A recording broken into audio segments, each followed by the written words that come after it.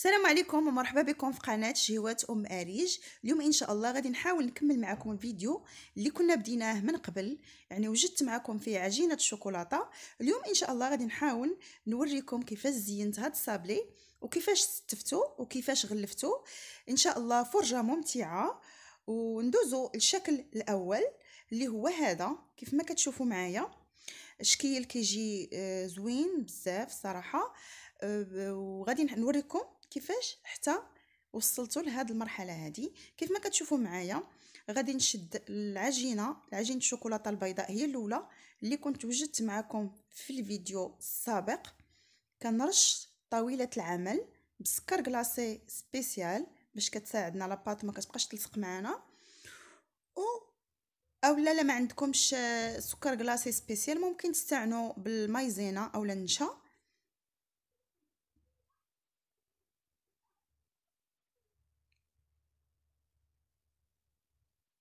والسمك نحاولوا ما نخليوهاش سميكه بزاف وما نخليوهاش رقيقه بزاف، يعني تكون موين ما بين وبين.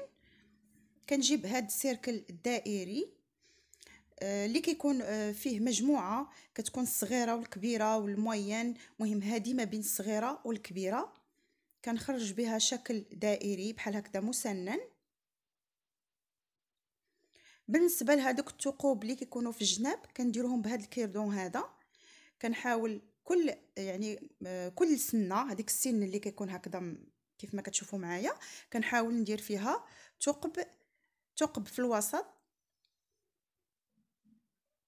وكنكمل على هذه الطريقه باش كنتقبل لاباط كلها، يعني الشكل كله كنخلي فيه ثقوب كتجي شكل زوين، كتعطي واحد الجماليه هذوك الثقوب كيف ما كتشوفوا معايا. وغادي نشد هاد سيليكون اللي راه متواجد في السوق.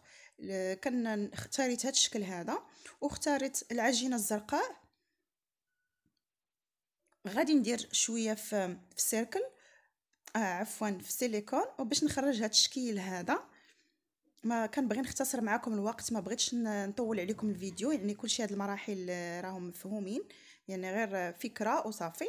بالنسبه لكيفاش كنلصق دابا حيت الجو بارد ضروري خصني نستعن بشويه ديال الماء، ما نكثروش الماء، غير شويه بحال اللي كتمسحوا وكتلصقوا. اما لا كان الصيف والجو سخون ممكن ما نديروش الماء، يعني غير لاباط كتكون بوحديتها كتلصق، كنحطوا وحيده على وحيده، ما كنديروش الماء.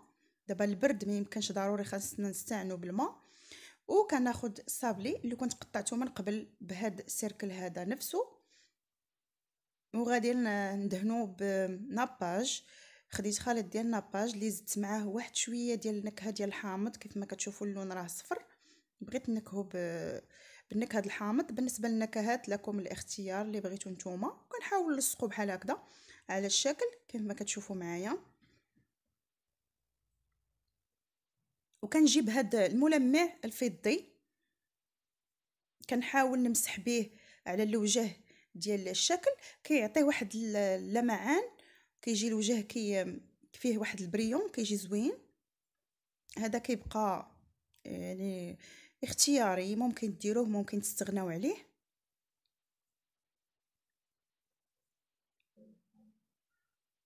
هذا هو الشكل ديالنا كيف ما كتشوفوا. ندوزو للشكل الثاني اللي هو عباره عن حصان كما كتشوفوا معايا هكذا. غادي نعطيكم المراحل كيفاش خدمته.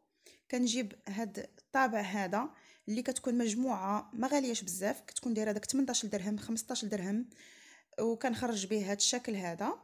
وكنجيب هاد السيليكون اللي فيه هاد البابيون، فيه مجموعه من ديال الاشكال. اختاريت هاد الشكل هذا وغنحاول حتى هو نلصقو على الظهر ديال الحصان بقليل من الماء، لان قلنا لاباط بارده يعني قاصحه ما غتلصقش لنا مع بعضياتها، كنستعنوا بشويه ديال الماء.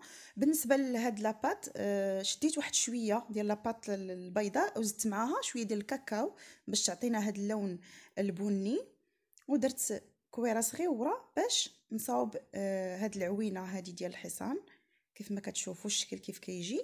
وخديت الصابلي كذلك حتى هو قطعته بهاد الطابع نفسه، وغادي نلصق كما قلت لكم في الاول، يعني بالمراحل كلها غادي تعاود غير الاشكال اللي كتكون مختلفه.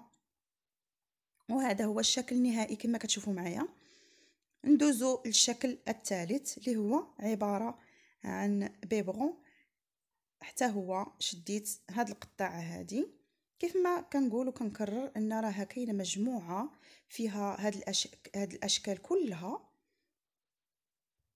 كنهضر بالنسبه للمبتدئات، يعني اللي ما عمرهم ما خدموا هاد صابلي نيسونس اولا صابلي زياده. وكناخذ هذاك السيليكون نيت، راه فيه بزاف ديال الاشكال ديال بابيون. انا خديت هذا الشكل هذا عاوتاني فضلت نديرو في الرضاعه باش الاشكال ما يكونوش كيتعاودوا. دائما نختاروا ان الشكل ما نبقاوش نعاودوه ونكرروه بزاف المرات. بالنسبه لهذوك النقيطات، هذوك غير الحفار ديال ملي كطبعي الرضاعه كتعطيك واحد الحفار. ممكن ديري داك الحفار تعمريهم بشويه ديال العجينه باش تعطينا داك الخطوط. الا ما عندكمش خاطر باش ديروا هكذاك، ولا ما عندكمش وقت، تستغناو على داك النقاط. وهذا هو الشكل النهائي. ندوزو للشكل الرابع كنظن، يمكن الرابع. كيف ما كتشوفوا معايا شكل دائري ولكن مزين بالبابيون اولا فراشه. كيف ما وريتكم في الاول، شديت لاباط قطعتها ودرت لها داك الثقب، وغادي نخرج الفراشه بهذا الطابع. حتى هو غنحاول نعوجها واحد شويه باش تجي فراشه يعني واقفه، كتجي زوينه في هذا الشكل هذا. وكندهن واحد شويه بالماء وكنحاول نلصقها باش تجي واقفه. نحاولوا معها باش تلصق مزيان. ملي غادي تنشف راها غادي تلصق مزيان. نحاولوا نخليوها واقفه. وكناخذ هاد الحبيبات هادو اللي كيكونوا عقيقات صغيورين. دهنت هذيك البليصه بالناباج باش يشد ليا فيها ديك الحبيبات. وهذا هو الشكل النهائي اولا الشكل كيف ما كتشوفوا. وغادي نجيب كذلك، يعني العمليه غتكرر. وغادي نلصق عليها هاد الشكل هذا ونحاولوا نعاودوا نلصقوه حتى ينشف، وغادي تلصق معنا مزيان الفراشه. هذا هو الشكل. وندوزو للشكل الخامس اللي هو هاد الرضاعه، ولكن هاد المره حاولت نغير شويه. شديت لاباط زرقاء وغادي نطبعها بهاد هاد الدلاك هذا اللي كيكون فيه اشكال بحال الحلزون. راه كاينين اشكال عديده، ممكن تختاروا الشكل اللي بغيتو. وكنقطع بهذا القطاع الدائري اصلا ايضا. وكنخرج كيف ما كتشوفوا كيجي الشكل مزخرف بدك الاشكال الحلزونيه. وجبت عاوتاني سيليكون اللي هو فيه الرضاعه والسكاته. خرجت فضلت شكل الرضاعه اولا بيبغون. وغادي ندير ليه حتى هو الماء وغادي نلصقو كيف ما كتشوفوا معايا.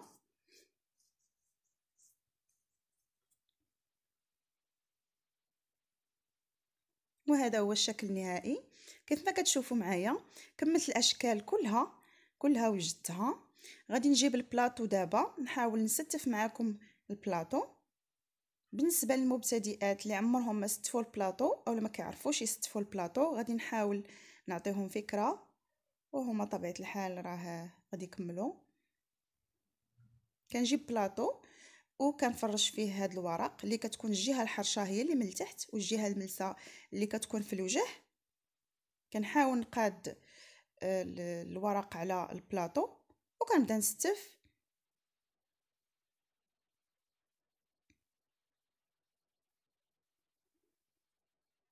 كيف ما كتشوفوا فضلت هذا الشكل هذا، يعني الرضاعه هي الاولى اللي درتها في الجنب. شكل دائري كيف ما كتشوفوا، يعني الشكل ديال الصابلي راه دائري. وكنحاول نقاد ونشوف العدد اللي دايره مع السيده شحال يجي في البلاطو. مثلا هنا انا عندي غادي ندير خصني ندير 8 ديال الحبات ديال الصابلي. غنحاول نلصقهم، نحاول ندير لهم بلاصه. كيف ما كتشوفوا شديت لاباط خالفت، يعني درت الزرق والابيض باش يجي لوينات، كيجي اللوين زويون في البلاطو.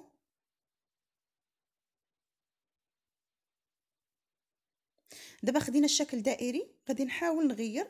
ما ناخذش الشكل الدائري عاوتاني ونحطو قدامه، نحاول نغير الشكل باش ما يجيش باش كيجي البلاطو رائع ملي كيكونوا الاشكال مختلفه، يعني شكل دائري نحاول ندير شكل واحد اخر، يعني ناخذ شكل حصان ماشي هو دائري ونعاود ناخذ قدامه واحد اخر دائري. حتى البلاطو خصكم تعرفوا كيفاش تخدموا تفننوا فيه يعني باش كيعطي واحد الجماليه.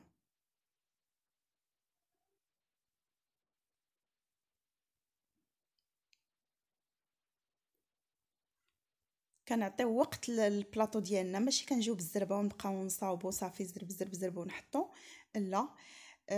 نبقاو بشويه ونشوف الا ما عجبنيش الشكل، واخا نستف البلاطو ما عجبنيش جاني ما يعني ما رضانيش هاد التستاف اللي استفت، غادي نعاود كلشي من الاول حتى نوصل للنتيجه اللي بغيت. انا دائما هكذا كنخدم. بالنسبه كيف ما شفتوا معايا درنا في الاول شكل دائري في الرضاعه، ولينا عاودنا درنا الحصان. غنعاود ندير الشكل الدائري في يعني في جنب الحصان من لهيه. الا لاحظتوا راه حتى يعني واخا تخدموا الحلوه واخا تقادوها حتى في التستاف الا ما استفتوهاش مزيان راه ما كتعطيوهاش حقها، ما كتبانش. يعني خصكم تحاولوا تستفوها مزيان باش تبان. يعني ما عرفتش واش، نتمنى تكونوا فهمتوني شنو بغيت نقصد. من بعد ما درنا الشكل الدائري عاوتاني غادي نبدل الشكل. درت شكل ديال هاد الكراريسه، يعني ما خدمتهاش قدامكم. المره الجايه ان شاء الله ملي يكون عندي بلاطو غوز ديال البنيتات عاوتاني نوريكم الشكيلات اللي ما وريتكمش في هاد الشكيلات ديال فهاد الكوموند هادي ديال الوليدات هادي. درت فيها لوين شويبي يعني البلو سيال. ولا لاحظتوا هاد الايام كلها وانا كنخدم معكم غير الزرق، لان سبحان الله العظيم كيجيوني طلبيات غير ديال الوليدات، باقي ما جاونيش طلبيات ديال البنيتات. شحال هادي ما جاوني صراحه.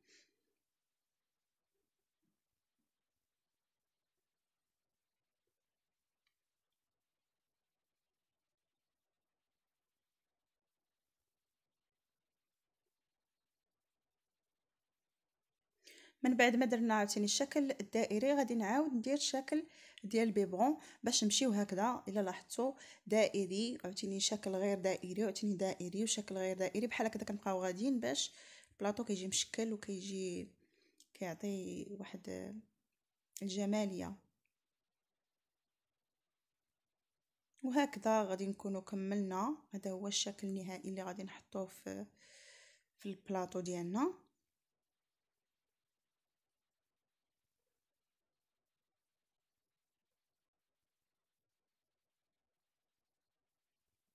هذا هو الشكل النهائي ديال البلاطو كيف ما كتشوفوا معنا.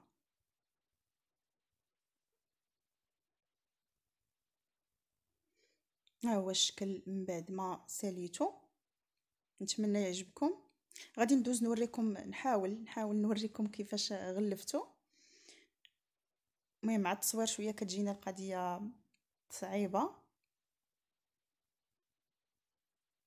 كنشد هاد السلوفان يكون كبر من البلاطو من الافضل. ما تاخذوش هذاك السلوفان اللي يكون صغير، حاولوا تاخذوا هذاك الكبير هو اللي غيساعدكم في التغلاف. كنفرشوا بحال هكذا وكنحط البلاطو. كيف ما كتلاحظوا السلوفان كبر من البلاطو، يعني يكون شايط من الجناب من التحت ومن الجناب كذلك باش يتغلف لينا البلاطو مزيان. هذيك اللحظه كانت التأريج كتعاونني كتبرزطني حتى هي شويه وكنلوي بحال هكذا كما كتشوفوا معايا وكنقطع.